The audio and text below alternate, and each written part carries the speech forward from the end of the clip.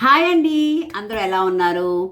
ఈరోజు టాపిక్ వచ్చి చాలా ఇంట్రెస్టింగ్ టాపిక్ అండి. అంటే నేనే ఇంత ఎక్సైట్ అవుతున్నాను అని అంటే ఎందుకంటే ఫస్ట్ ఒక హ్యాపీ న్యూస్ అనమాట.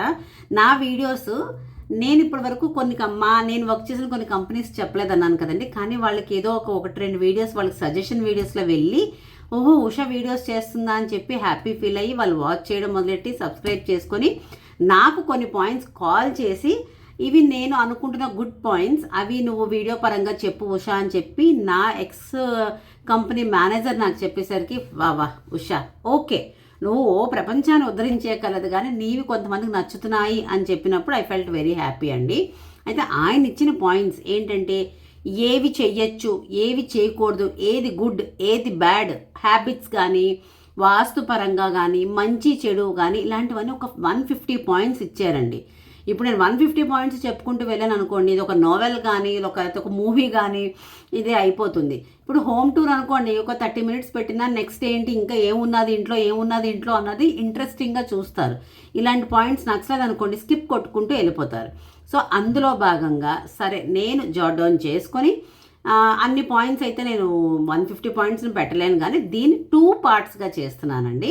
సో దట్ పార్ట్ 1 పార్ట్ 2గా చేస్తే బోరింగ్గా అనిపించదు, ఇంట్రెస్టింగ్గా ఉంటుంది. నెక్స్ట్ పార్ట్లో ఏం చెప్తారు అన్న ఉద్దేశంలో దీన్ని అట్లా 2 పార్ట్స్గా చేస్తున్నానండి.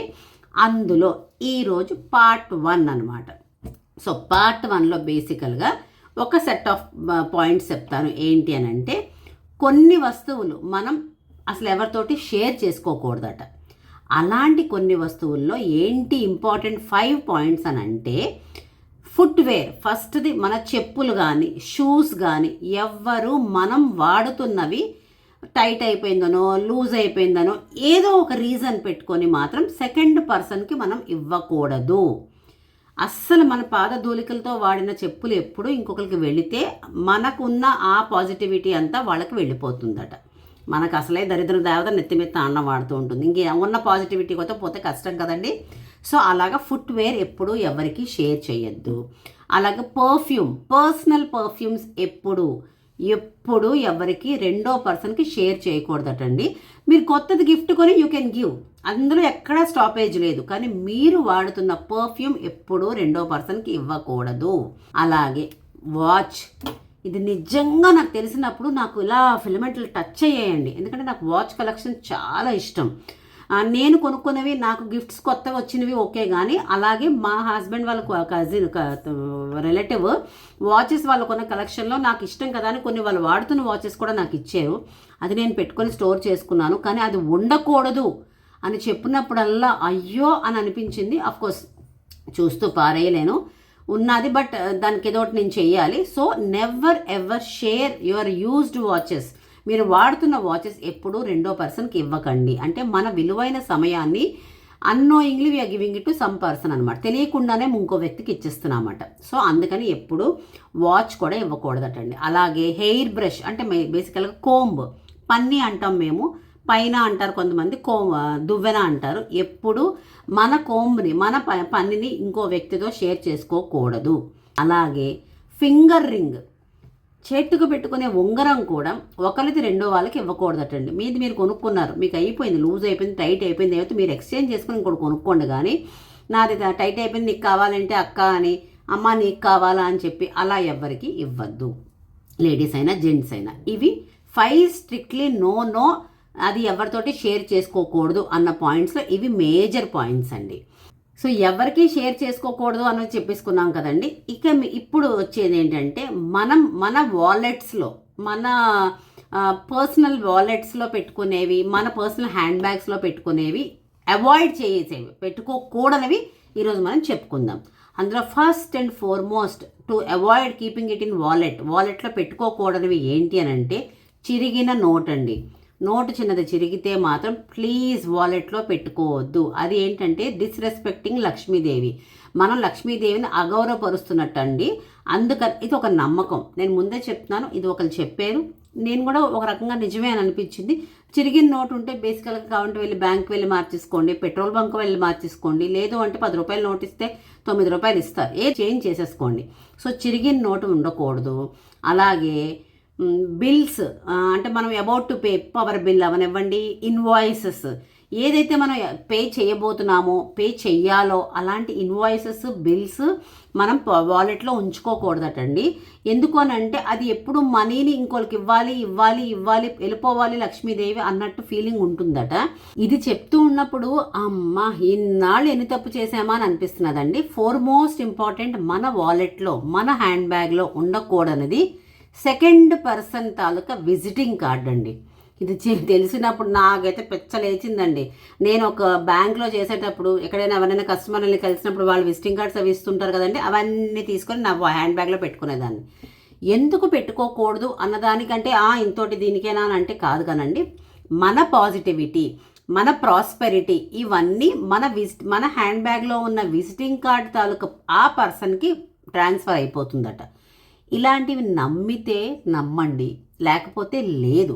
బట్ చెప్పుకోవడంలో తప్పులేదు కదండి. నిజంగా ఏమో ఎప్పుడు ఏ గ్రహం ఎప్పుడు ఎలా మారుతుందో, come what may be the reason, అది ఎప్పుడు ఏ లక్ ఇట్లా వస్తుందో అన్నది మనకి తెలియదు కదండి.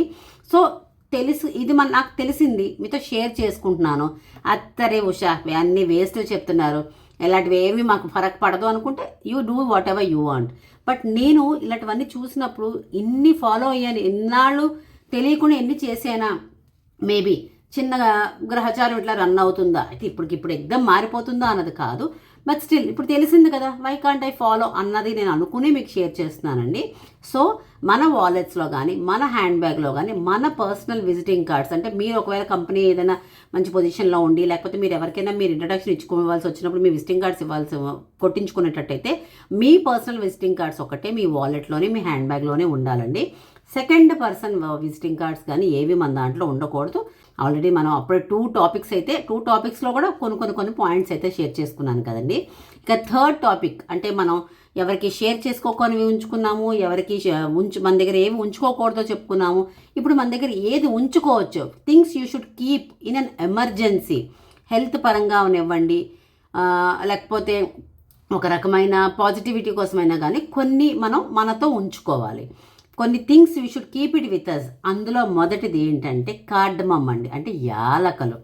ఆ యాలకులు ఉంచుకోవడం వల్ల, అంటే యాలకులు హ్యాండ్ బ్యాగ్లో తిరిగినంత మాత్రాన్ని డబ్బులు పెట్టి కట్టలు వచ్చేస్తాయి అన్నది కాదు, ఒక నమ్మకం అని చెప్పాను. ఈ టాపిక్స్ నేను 2 పార్ట్స్లో చేసేవన్నీ కూడా ఒక నమ్మకానికి సంబంధించినవన్నీ.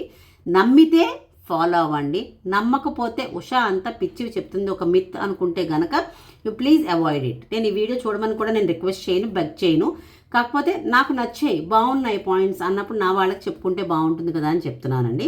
సో కుదిరితే మీ వాలెట్లో ఉండకూడదని చెప్పాను కాబట్టి ఉండవలసినవి మీ హ్యాండ్ బ్యాగ్లో కానీ 1-2 కార్డమమ్ యాలకలు పెట్టుకుంటే అది మనకి మనీని తీసుకొచ్చే ఒక పాజిటివ్ వైబ్స్ తీసుకొస్తుందటండి.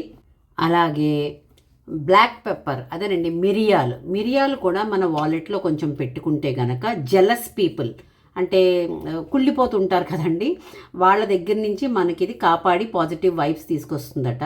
ఇవన్నీ నమ్మితే మన ఇష్టం అండి, నమ్మకపోతే ఇంకా అది నేనేం చెప్పలేను. బట్ ఏముంది, వాలెట్లో కానీ హ్యాండ్ బ్యాగ్లో కానీ క్యారీ చేస్తే ఇంత పెసరు అవి అని చెప్పి అదొకటండి. ఇక లాస్ట్ది లవంగాలు, అదేనండి క్లోవ్స్. లవంగాలు కూడా 9 లవంగాలు మన హ్యాండ్ బ్యాగ్లో కానీ మన వాలెట్లో కానీ పెట్టుకోవాలటండి. అది మనకి ఈవిల్ ఐస్ నుంచి, అంటే ఏంటంటారు, నరదిష్టి అంటారు కదండి, ఈవిల్ ఐస్ నుంచి మనకు అది ఆ లవంగాలు కాపాడుతాయట.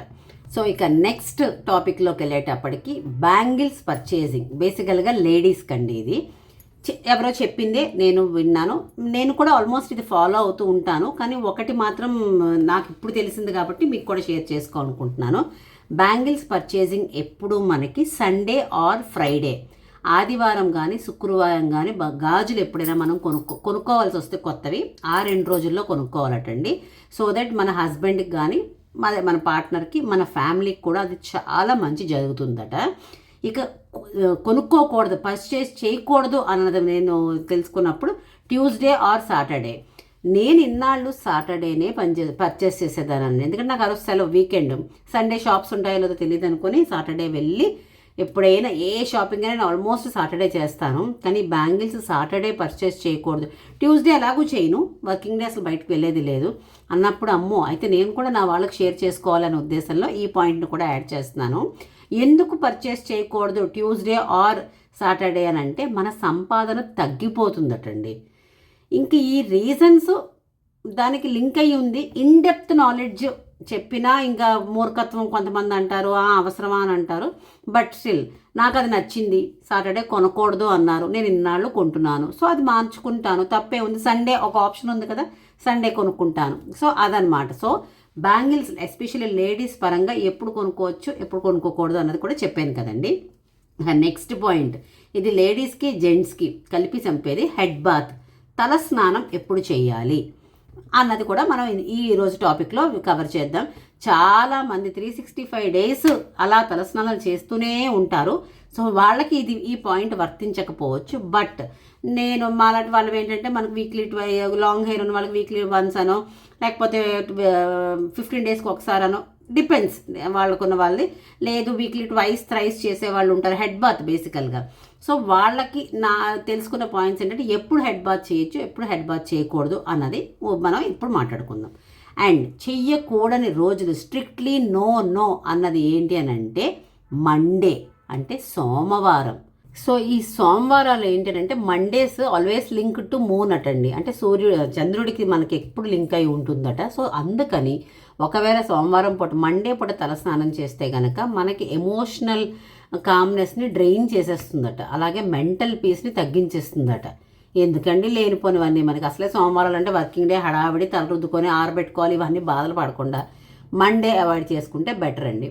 అలాగే థర్స్డే గురువారం కూడా మనకి లక్షవారం గురువారం అంటాం కదండి, ఇది కూడా విజ్డమ్కి బాగా సంబంధించిందట. కానీ థర్స్డే పూట తలరుద్దుకుంటే కనుక మనకి ఆ మెంటల్ పీస్ సేమ్ ఆల్మోస్ట్, అలాగే స్టెబిలిటీని డిస్టర్బ్ చేస్తుందట, ఆ విజ్డమ్ని తగ్గించేస్తుందట, జ్ఞానాన్ని తగ్గించేస్తుందటండి ఈ లక్షవారం అన్నది కానీ గురువారం థర్స్డే అన్నది.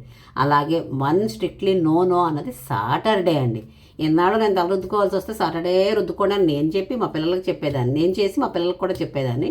బట్ ఇప్పుడు తెలిసిన తర్వాత అయ్యో అని అనిపించింది. సాటర్డే కూడా హెడ్ బాత్ అవాయిడ్ చేయాలటండి. ఎందుకంటే Saturday related to karma and Shani అట. సో మనకి ఆ తలస్నానం చేయడంతో సేమ్ మెంటల్ పీస్ని తగ్గించడం, స్టెబిలిటీని తగ్గించడం, ఇవన్నీ జరుగుతూ ఉంటాయట. లేనిపోనివన్నీ ఎందుకండి, లేదు మాకు ఇలాంటి నమ్మకం లేదంటే అప్ టు యూ. అయితే ఎప్పుడు చేయకూడదో తెలుసుకుందాం, కానీ ఎప్పుడు చెయ్యొచ్చో తెలుసుకోవాలి కదండి. సో ట్యూస్డేస్, వెనస్డేస్, ఫ్రైడేస్, మంగళవారం, బుధవారం, శుక్రవారం పూట తలస్నానం చేస్తే పాజిటివిటీ వస్తుందటండి. అలాగే మన వైబ్స్ కూడా పెరుగుతాయట, ఎనర్జీ లెవెల్స్ పెరుగుతాయట.